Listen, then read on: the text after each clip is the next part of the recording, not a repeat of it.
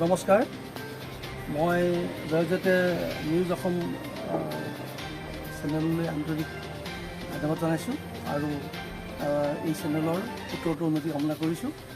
আজি শিৱসাগৰ জিলা মইনা পাৰিজাতে ইউনিচেফৰ সহযোগত কৃষ্ণকান্ত সন্দিকৈ ৰাজ্যিক মুক্ত বিশ্ববিদ্যালয়ৰ তত্বাৱধানত সদৌ অসম মইনা পাৰিজাতৰ উদ্যোগত দুদিনীয়া এটি কৰ্মশালা কৰিবলৈ আগবাঢ়িছোঁ। এই কৰ্মশালাৰ মূল বিষয়বস্তু হ'ব শিশুৰ অধিকাৰ আৰু আমাৰ সংবাদ যিখিনি যুৱ সাংবাদিক, এই যুৱ সাংবাদিকসকলক সক্ৰিয় কৰা আৰু তেওঁলোকক উপযুক্ত হিচাপে গঢ় দিয়াই হ'ল এই কৰ্মশালাৰ মূল উদ্দেশ্য।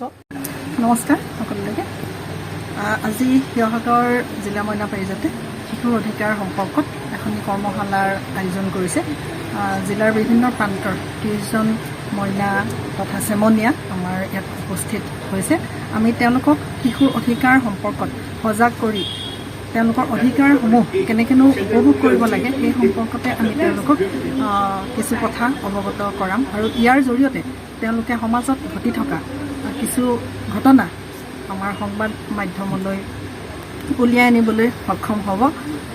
আৰু অধিকাৰ বুলি ক'লে তেওঁলোকে যিখিনি পাব লাগে সেইখিনি তেওঁলোকে পাইছেনে নাই, বা তেওঁলোকৰ লগৰ বন্ধুসকলে অৰ্থাৎ আমাৰ সমাজৰ শিশুসকলে সেইখিনি উপভোগ কৰিব পাৰিছেনে নাই, সেইখিনি সম্পৰ্কতো তেওঁলোকে নিশ্চয় চকু কাণ দিব পাৰিব। আৰু এই সম্পৰ্কত তেওঁলোকে যাতে এক বলিষ্ঠ পদক্ষেপ ল'ব পাৰে সংবাদ মাধ্যমৰ জৰিয়তে, এই উদ্দেশ্যে আমি ইয়াত সমবেত হৈছোঁ। জয়জ্যোতি মই সকলোকে মই প্ৰণাম জনাইছোঁ। আজি মোৰ উদ্দেশ্যটো হ'ল কৃষ্ণকান্ত সন্দিকৈ ৰাজ্যিক বিশ্ববিদ্যালয়ৰ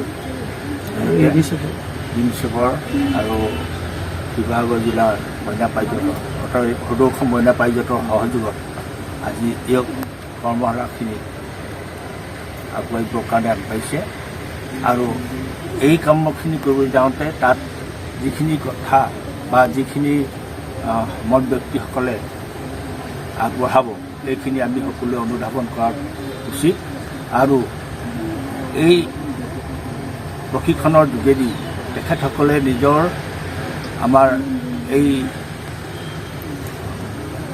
প্ৰতিভাখিনি কেনেকৈ আগবঢ়াই নিব পাৰি, বা লিখনিৰ মাজেদি হওক বা যিকোনো প্ৰকাৰেই হওক তেওঁলোকৰ প্ৰকাশভংগীবিলাক কেনেধৰণে আগবাঢ়ি যাব পাৰি সেইখিনি ইয়াত প্ৰশিক্ষণ হ'ব। আৰু সেই প্ৰশিক্ষণৰ ওপৰত ভিত্তি কৰি তেখেতসকলে নিজৰ কৰ্তব্যত আগবাঢ়ি যাওক। আৰু ভগৱানৰ ওচৰত প্ৰাৰ্থনা জনাইছোঁ যাতে তেখেতসকলে নিজৰ পটুতাটোৰ ওপৰত ভিত্তি কৰি ভগৱানৰ সহায়ত আৰু সমল ব্যক্তিৰ বক্তব্যৰ ওপৰত ভিত্তি ৰাখি তেওঁলোকে আগবাঢ়ি যাওক। তোমালোকৰ অঞ্চলত কি ঘটনা ঘটিছে, কি কৰিছে, তোমালোকে মোৰ মোবাইল নাম্বাৰটো লৈ লোৱা, তোমালোকৰ অঞ্চলৰ পৰা মোক নাম লিখি পেলাই পঠাই দিবা। তাৰ পৰা অন্তত আমি তোমালোকক ক'ত ভুল হৈছে, কি হৈছে, আমি সেইভাগেও তোমালোকক গাইড দিব পাৰিম।